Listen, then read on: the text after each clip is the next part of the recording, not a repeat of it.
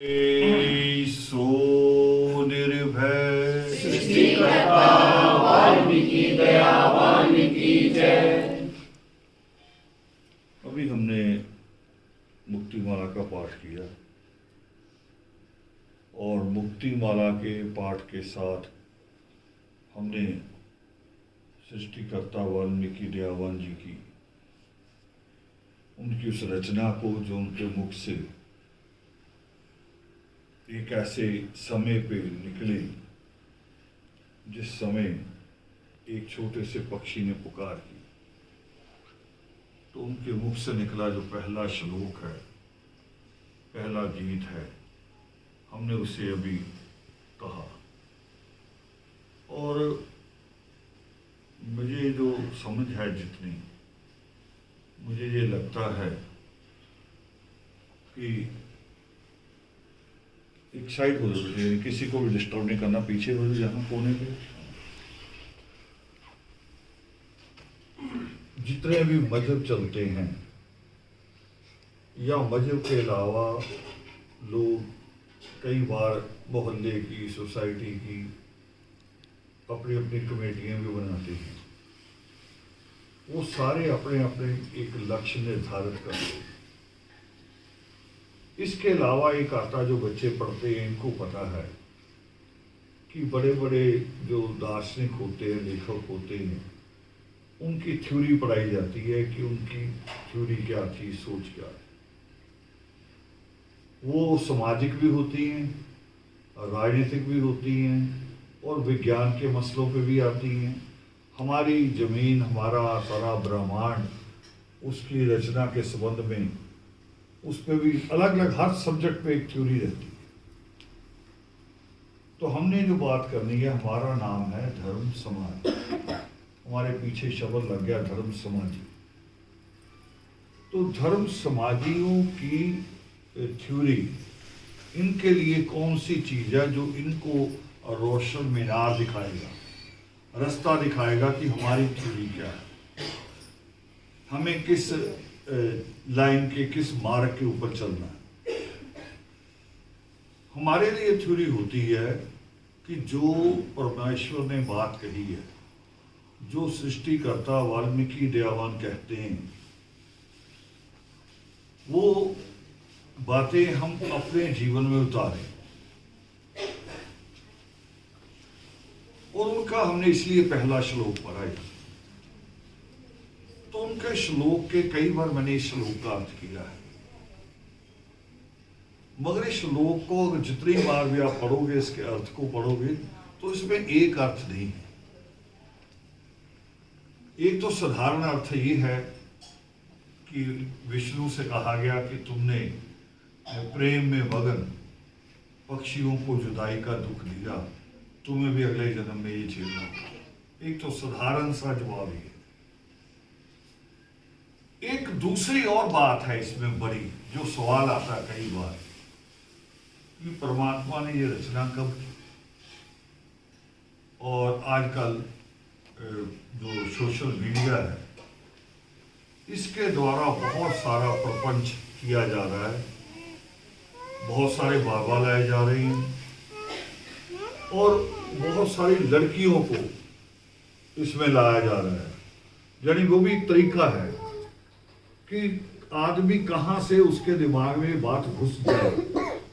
बाबा का प्रभाव ज्यादा है तो घुस जाए, अगर कोई सुंदर लड़की का प्रभाव ज्यादा है तो घुस जाए। तो क्या कहा जा रहा है एक शब्द कि वाल्मीकि रामायण की रचना राम के समय में हुई। ये एक प्रचार इस वक्त सोशल मीडिया पे आ रहा है। बेटे चुप कराओ, थोड़ा या पीछे ले जाओ। तो वो जो अभी हमने श्लोक पढ़ा, इसका ये जवाब है। ये श्लोक कहता है कि विष्णु तुम्हें अगले जन्म में, हालांकि कई जगह विष्णु शब्द भी बदल दिया। जो हमारे लोगों ने भी एक योगशिष्ट छापा, इंग्लैंड के लोगों ने, वाल्मीकि सभा ने, उसके भी 5 नंबर पेज पे उन्होंने विष्णु का नाम हटा दिया। कहीं कहीं लिखते शिकारी उन्होंने लिखा सनातन कुमार, हटा के कहते हैं कि एक शिकारी ने क्रौंच को मारा। हम भी मान लें कि हमें कोई दिक्कत नहीं होगी, मगर दिक्कत उनको आएगी जो ये कहते हैं कि राम विष्णु का अवतार है। दिक्कत उनको आएगी। अगर परमात्मा ने एक शिकारी को कहा तो हम कहेंगे कि शिकारी राम बन के आया। उसका नाम सनातन कुमार रख लो या शैतान कुमार रख लो, तब भी हम यही कहेंगे कि वो शैतान कुमार राम बन के आया, जो भी आप लिखोगे।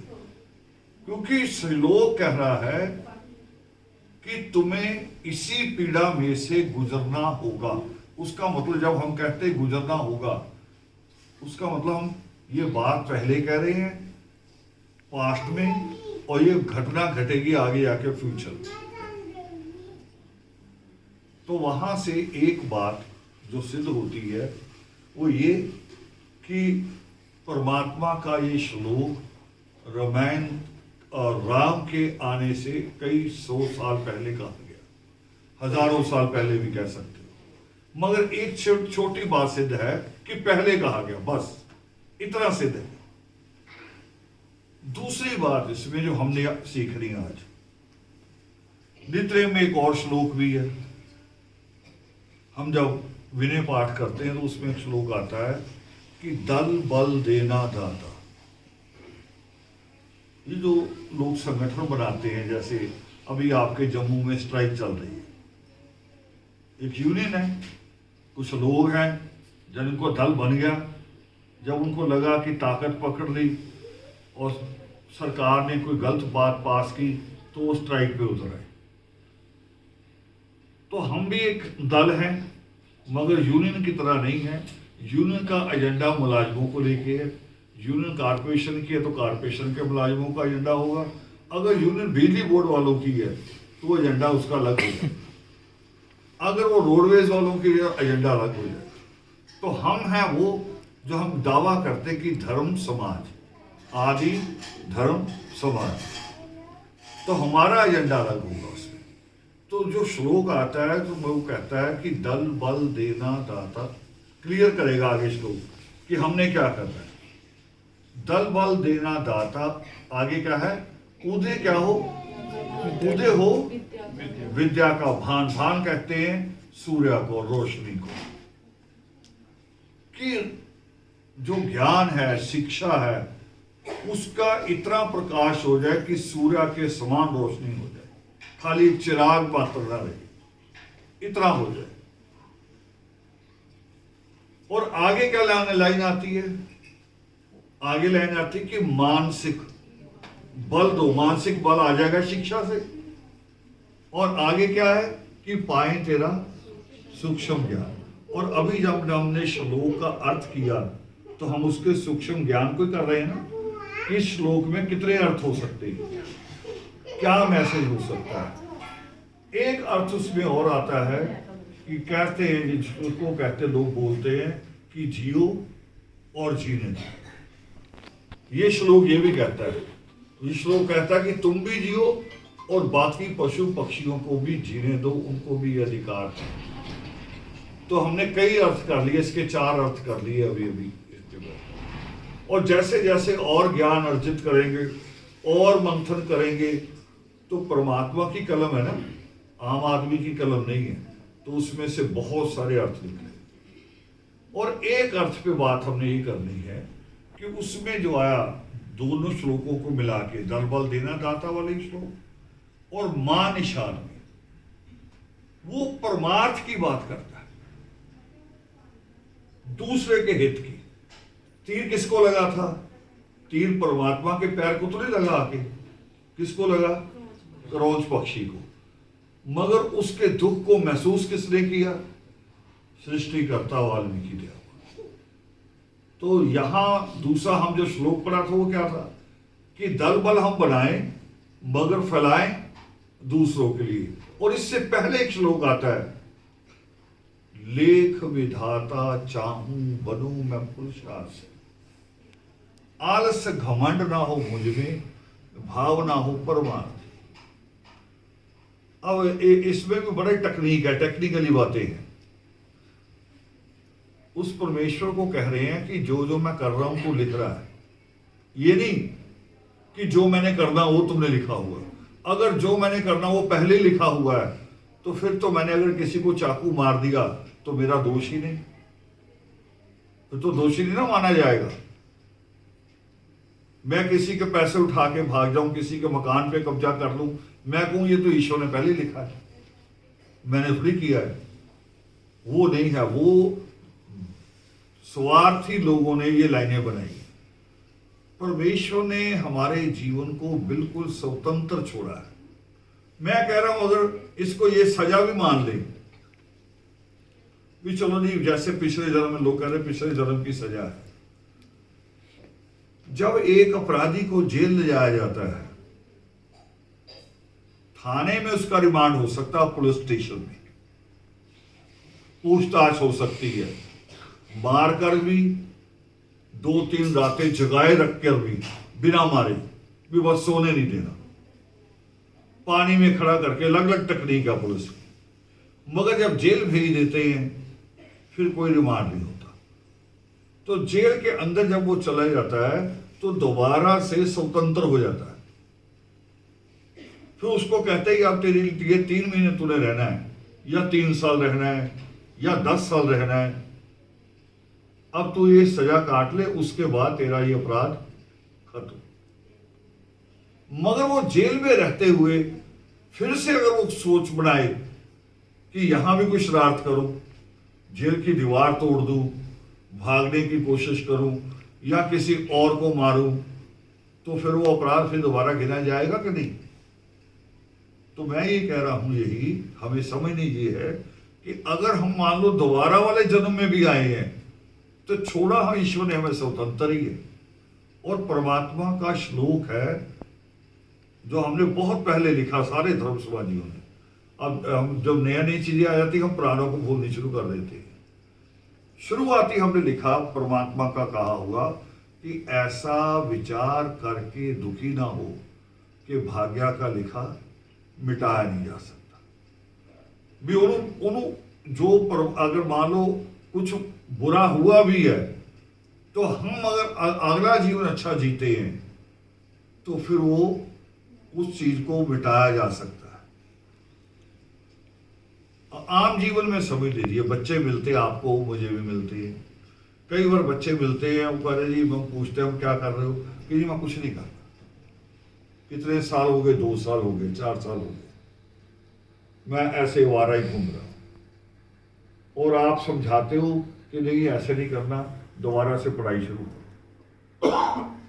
सरकारी नौकरी ही नहीं, प्राइवेट काम भी पढ़ा लिखा आदमी करेगा तो बेहतर करेगा, वो दूसरों से अच्छा करेगा। और बैंक में भी आप जाओगे अगर कि जी मैंने दुकान खोलनी है, लोन चाहिए, तो बैंक पहले आपका क्वालिफिकेशन का सर्टिफिकेट मांगता है कि आपने +2 किया है, BA किया है, कॉमर्स किया है। फिर आप कहते हैं जी मैंने मुर्गी पालन करना, वो कह रहे मुर्गी पालने का आपने कोर्स किया है, आप पहचानोगे कि मुर्गी बीमार कब हो गई है, इसको दाना कब देना, पानी कब देना है। आपने भैंस पालने का काम करना तो उसकी भी ट्रेनिंग लेके आओ। यानी अनपढ़ आदमी से पढ़ा लिखा आदमी बेहतर काम करेगा। और उसे बैंक को यकीन दिलाना होता है अपनी पूरी फाइल से कि आप मुझे अगर 1 लाख दोगे तो मैं आपका पैसा डूबने नहीं दूंगा, आपका जो इंटरेस्ट बनेगा उसके सहित आपको पैसा वापस कर दूंगा, ये बताना होता साथ में। जब बैंक ये यकीन करता है फिर पैसे देता है। यानी क्या बात हुई कि जो पढ़े लिखेगा, तो हम भी करते रहे ये लोगों के साथ बात यही कि पढ़ो लिखो भाई, नहीं चलो कोई नहीं, 2 साल खराब हो गए कोई बात नहीं, 4 साल खराब हो गए कोई बात नहीं, आगे ठीक करो। जब हमारा दिल, माँ बाप का दिल भी, कोई बच्चा शरारत कर लेता है, गलती कर लेता है, तो माँ बाप कुछ समय बाद उसको माफ नहीं कर देते। जब हमारा छोटा सा दिल माफ कर सकता है तो जिसको हम कहते हैं कि वो विश्वेश्वर है, वो परम पिता है, वो हृदयगर्भ है, तो उसका दिल कितना बड़ा हो, तो वो भी माफ करता है। मगर माफ उसे करेगा जो अच्छा करने का परमार्थ करेगा। परमार्थ क्या है? अब उस श्लोक में क्या था? लेख विधाता। किसे कहा? परमेश्वर। लेख विधाता बनूं क्या मैं? पहले क्या बनूं? पुरुषार्थी। पुरुषार्थी क्या होता है? अब इसको समझ लीजिए, दो चीजें हमने जोर दिया बहुत धर्म सभाएं ने पुरुषार्थी की। आज नई नई क्लास में प्रवेश कर जाओ। पुरुषार्थ होता मेरा, मेरे लिए। मैं पढ़ा, मेरे लिए। मैंने कोई कारोबार किया, मेरे लिए या मेरे परिवार के लिए। ये है पुरुषार्थ। मगर उसमें अगली क्या लाइनें आती हैं? आलस घमंड ना हो मुझ में, भाव ना हो परमार्थी। अब आलस और घमंड कब आते हैं? आलस घमंड तब आते हैं जब आपके पास बहुत सारा पैसा आ जाए, बहुत सारा आपका कारोबार बड़ा हो जाए, फिर आप आलसी होना भी शुरू हो जाते हैं, घमंडी होना भी शुरू हो जाते हैं। या मान लो आप नौकरी से रिटायर हुए, कारोबार की बात छोड़ दो, नौकरी वाले की बात करो। नौकरी की 30 साल, रिटायर हुए, बच्चे पढ़ा लिए, सब कुछ हो गया और नौकरी का पैसा मिल गया 10-20 लाख। अब नौकरी पे जाना नहीं है, तो पहला लक्षण क्या पैदा होगा? आलस। पहला लक्षण पैदा होगा कि अब नौकरी पे तो जाना नहीं, आलस। दूसरा लक्षण क्या पैदा होगा? 10-20 लाख मिला तो घमंड। तो वहां पे क्या, परमात्मा के जो हमें जो शिक्षा दी गई है, वहां हमने पुरुषार्थ से उठ के फिर परमार्थ करना, मगर हम कर नहीं पाते। हम क्या करते हैं? पहली जिम्मेवारी लेते हैं अपने बच्चों की, और बच्चों को सेट करने के बाद भी बच्चों के बच्चों की जिम्मेवारी लेते हैं। और ये केवल भारत और पाकिस्तान में है, बीच में बांग्लादेश जोड़, ज्यादा एशिया। ये सिर्फ इन देशों में है कि बच्चों के बच्चों की जिम्मेवारी भी मां बाप ले। बाकी सारी दुनिया जितनी आप देखेंगे, पूरा यूरोप, पूरा अमेरिका, वहां मां बाप केवल बच्चे की जिम्मेवारी लेते हैं। और जिस दिन बच्चा कह देता है कि अब मैं बालिग हो गया हूं, मैच्योर हो गया हूं और मैं अपने फैसले खुद करना चाहता हूं, तो ज्यादा देर बहस नहीं करते मां बाप। ये नहीं कि बिल्कुल छोड़ते हैं, कुछ देर समझाते हैं, कहते हैं कि अभी ये कर ले, अभी वो कर ले। जब उनको लगता है कि बच्चे ने अपने आप करना है, तो वो सारा कुछ वो छोड़ देते हैं। यहां एक सवाल आता है, सवाल का जवाब आपको मिलेगा, क्योंकि यहां की समस्या है। मैंने भी ये सवाल किया था किसी से कि कहा जाता है कि जो भारत है या भारत जैसे दूसरे देश है, उन देशों में जो धर्म परिवर्तन फैलाया जाता है, तो इसका पैसा आता कहां से? इतना बड़ा पैसा, क्योंकि सरकारों के पास तो अपना ही पैसा पूरा नहीं होता। सड़कें बनानी है, पुल बनाने हैं, रेल चलानी है, और काम करने हैं, वो पैसा आता कहां से? तो मुझे एक वही इंग्लैंड के एक आदमी ने इसका जवाब दिया, जो रोम तक गया, इटली में। तो उसने मुझे बताया, कह रहा आप कभी यूरोप जाओ, जितनी भी ईसाई कंट्री हैं, जब बच्चे उनके कहते हैं कि अब हमने आपके साथ नहीं रहना, माँ बाप, और माँ बाप को 2-4-10 साल बाद सूचना भी मिलती है कि उसने अपना मकान बना लिया, फला शहर में सेट हो गया, तो माँ बाप अपना मकान चर्च के नाम लगाते हैं, रजिस्ट्री करते हैं। भारत में भी है ये। भारत में आप अयोध्या जाओगे तो अयोध्या के आसपास 100 किलोमीटर में, कहीं कहीं 200 किलोमीटर तक भी है, जिनके लोग, क्योंकि यूपी है ना एरिया, जिनके बच्चे मजदूरी करने राजस्थान आ गए, पंजाब आ गए, बॉम्बे चले गए, वो माँ बाप अपना चाहे टूटा फूटा ही झोपड़ा है, वो राम के नाम पे रजिस्ट्री करते हैं। वहां ये रिवाज है। तो चर्च के पास वो पैसा है, यानी आप कहोगे करोड़ों रुपया नहीं, करोड़ों मकान है उनके पास, करोड़ों प्रॉपर्टी उनके पास है, जो लोगों ने उनके नाम लगा है।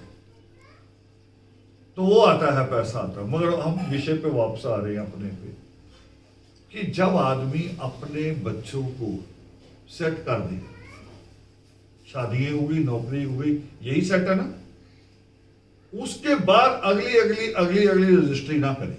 हम अगली अगली प्रार्थनाएं करते रहते हैं। कभी पहली प्रार्थना शादी होते ही, जैसे बहू आती है, शादी होते पहली प्रार्थना बच्चे का मुंह दिखा दो। बहू भी यही करती रहती है। फिर बच्चे में भी बच्चा कौन सा? लड़का, उसका मुंह दिखा दो। उसका मुंह दिख गया, दादी की भी यही और मां का भी यही। अगर पोता बड़ा हो गया तो फिर पड़ोते का मुंह दिखा दो। हम कब निकले सेवा के लिए? कब निकले? हम किसी कमजोर का हाथ पकड़ने कब निकलते? हम तो उसी परिवार में घूमते रह जाते हैं। असल में मोह यहां जाके आता है। मोह वहां नहीं आता जहां हम अपना बच्चा पालते हैं। मोह वहां आता है जब हम बच्चों के बच्चे पालते हैं, तो उसको मोह कहा जाता है। परमार्थ कब आएगा? परमार्थ होता है जो मैं अपने परिवार से हटके किसी पड़ोसी के लिए कुछ करूं। मुझे कोई मिल जाए और लगे कि बच्चा बहुत इंटेलिजेंट है, मगर इसका कोई साथी नहीं है, इसका कोई हाथ पकड़ने वाला नहीं है, उसका हाथ हम पकड़ लें। जितनी भी समर्थ है, ये नहीं कि पूरा ही सारा कुछ कर ले हम, हमारी जितनी समर्थ उतना तो करें। मुझे लखनऊ में एक बार एक चाय पार्टी पे बुलाया गया, वहां के सारे लीडरों के द्वारा। और जब मैं गया, उस छत के ऊपर बैठे थे, तो मैंने पूछा कितने लोग आए हैं? कह रहे जी 70 के करीब लीडर हैं हमारे यहाँ, और सारे आए हैं आपको धन्यवाद करने। मैंने कहा मुझे किस लिए धन्यवाद करोगे? क्योंकि आपने लखनऊ के 2 बच्चों को डॉक्टर बना दिया, आपने उनकी एम्स में तैयारी भी कराई नीट की, और उसके बाद उनकी एडमिशन भी कराई। मैंने कहा आप कितने बैठे? मुझे बता रहे थे अभी, कह रहे 70। तो मैंने कहा 70 आप भी कर सकते थे। एक ने जवाब दिया कि जी आए थे हमारे पास, तो हमने उन्हें कहा कि 2-4 हजार रुपए की कहो तो हम मदद कर देते हैं, बड़ी मदद नहीं कर सकते। तो मैं कहा 4 को 70 से गुना कर लो। 4 को 70 से गुना करते तो 2,80,000 रुपया बन जाता। और इतना ही पैसा हमने उनको, जब उनकी स्टडी कराई है तो आकाश में इतना ही पैसा हमने दिया, तो आप उनकी तैयारी तो करा देते, अगला हाथ हम पकड़ लेते, हमारे पास जो बच जाता हम वो किसी और को दे देते, 2 की जगह 4 लोग आ जाते। आपने बहानेबाजी की है, और बहानेबाजी ना करो। तो हमारा जो धर्म समाजी बनने का अर्थ होना चाहिए, क्योंकि कल से मैं बात कर रहा हूं आप लोगों के साथ कि निकलो, घर घर जाओ, उन घरों में भी जाओ जो रुष्ट होके चले गए। रुष्ट होके मतलब इस धर्म से विमुख हो गए, निकल गए। हम उनके घर कभी गए नहीं है। हमें जैसे पता चला ना कि ये ईसाई बन गया, हम सोचते दुश्मन बन गए, और यही सबसे बड़ी गलती है हमारी। हम उन्हें पूछने नहीं गए कभी भी तुम क्यों गुस्सा हो गई, तुमने अपना मुंह उधर को क्यों कर लिया। माने या ना माने, हमारा प्रयास कभी हुआ? सोच के देखो, कभी नहीं गए हम, किसी के घर भी नहीं गए। हम तो पक्का मकान को, जैसे तो फिल्मों में दिखाते हैं कि वो गुंडे आते हैं, कुछ मकानों पे क्रॉस लगा देते हैं कि रात को इनको लूटना है। हमने ऐसे बना लिया भी ये दुश्मन है, उनको पक्की गिनती में कर देते हैं। होते हमारे ही, हम में से कोई होता है, कभी कभी भाई होता है, हम उनको दूर कर देते हैं। और मैंने आज की बात इसलिए की कि आप उनको जाके कह सको कि मैं किस धर्म को, किस विचार को मानने वाला हूं। आपको ये विचार किसी ने बताया नहीं, वो यही विचार तो कह रहे हैं कि ईश्वर आएगा। कब आएगा? क़यामत के समय में। भी क़यामत की चिंता क्यों कर दी है? अभी भी तो क़यामत है, गरीबी से बड़ी क़यामत हो सकती है? दुनिया की सबसे बड़ी बीमारी गरीबी है, और उसमें जब हम एक दूसरे के साथ खड़े होते हैं तो क़यामत से ज्यादा बड़ी मुश्किल से आदमी को बाहर निकालते हैं। और क़यामत लानी क्यों है? भी क़यामत ही आए और तब हम ईश्वर हमें बचाने आए। ईश्वर को क़यामत ही रोक लेनी चाहिए। हमें वो काम करने जो हम कर सकते हैं। हम कर सकते हैं, एक दूसरे के साथ खड़े हो सकते हैं। तो ये नित्य जब भी हम करते हैं, मैं तो छोटी सी और मिसाल दे रहा हूं। लास्ट में नमन करते हैं, क्या बोलते हैं? जब नमन करते हुए क्या बोलते हैं? आदि वाल्मीकाय नमो नमः। अब इस पे गौर करो कि जब हम कह रहे हैं आदि वाल्मीकाय नमो नमः, कभी ये महसूस किया है कि जैसे हम ईश्वर को कहें कि मैं सच में तेरे चरणों में आ रहा हूं, या हम रट रहे होते हैं? कभी महसूस किया? ये बोलते तो इसलिए हैं कि एक दूसरे को भी पता नहीं है, और जब कभी नमन में उतरेंगे तो बोलने की जरूरत नहीं पड़ेगी। तब बोलने की जरूरत नहीं पड़ेगी। जैसे शब्द कैसे क्रिएट होते हैं, या दुनिया में एक दूसरे के नाम कब रखे जाएं। अगर अकेला आदमी हो तो उसे नाम की जरूरत है, अगर दो भी हो जाए तो भी जरूरत नहीं। दो भी हो जाए तो नाम रखने की जरूरत है, काला और गोरा नाम रखने की जरूरत है? वो हल्का सा भी वो कुछ भी करेगा तो दूसरे को पता है मुझे ही बुलाया। वो उसी की तरफ देखेंगे, है ही दो। तो हम हैं और ईश्वर है, तो फिर बीच में भाषा बचती है। उस वक्त भाषा का सहारा तब लेते हैं जब तक हमें समझ नहीं है। संगीत अगर सीखा हो किसी ने, तो संगीत में सिखाया जाता पहले कि स रे गा, मगर कभी उसमें देखो टीवी में जब कोई गाना चल रहा है और पीछे म्यूजिशियन बैठे हैं, तो म्यूजिशियन का हाथ कभी होता है उसके हारमोनियम पे, मगर आंखें होती उसके ऊपर, होती आंखें। फिर उसको सारे याद करने की जरूरत नहीं है, दौड़ ही जाती उंगली है, और आप अपने आप पे आ जाओ। आप मोबाइल पे मैसेज करते हो, शुरू में ढूंढ ढूंढ के करते हो, और बाद में क्या हाथ कैसे चलता है? लैपटॉप पे कैसे चलता है? देख के चलता है, बिना देखे ही घड़ा घर। मगर ईश्वर के साथ ऐसा रिश्ता नहीं। मैंने वो लाइन कही, सोचो दोबारा, कि जब हम कहते हैं कि आधे आधे मीन कि जो आज से है और अनंत तक रहेगा, ये शब्द इतना है। आगे क्या कहते हैं? उस परमेश्वर को याद करते हैं, और अंत में क्या बोल रहे हैं? नमो नमः। कभी ये कहते हुए एहसास हुआ कि ईश्वर यही कही है और मैं सिर झुका रहा हूं? हुआ कभी आज तक? नहीं हुआ ना, क्योंकि हम रट्टा लगा रहे हैं। और जब तक कोई आदमी सारे काम बोलता रहेगा, वो कभी भी हारमोनियम को बजा नहीं पाएगा, गिटार बजा नहीं पाएगा। इससे ऊपर उठना पड़ेगा उसे, फिर सिर्फ आवाज पहचाननी पड़ेगी खाली। किताबें पढ़ते हो, तीसरी चौथी क्लास में तो आप जोड़ जोड़ के बोलते, क ल म, क्या बन गया? कलम। और जब आप 10वीं क्लास में फिर ऐसे पढ़ते हो, फिर तो आप सीधे पढ़ते जाते हो। वो पता चलता 5 मिनट से पहले पूरा पेज पढ़ लिया। तो यहां भी इसी तरह से होना चाहिए हमारा। अब नित्यनेम हमें पढ़ते पढ़ते कितने साल बीत गए, मगर नित्यनेम के साथ हम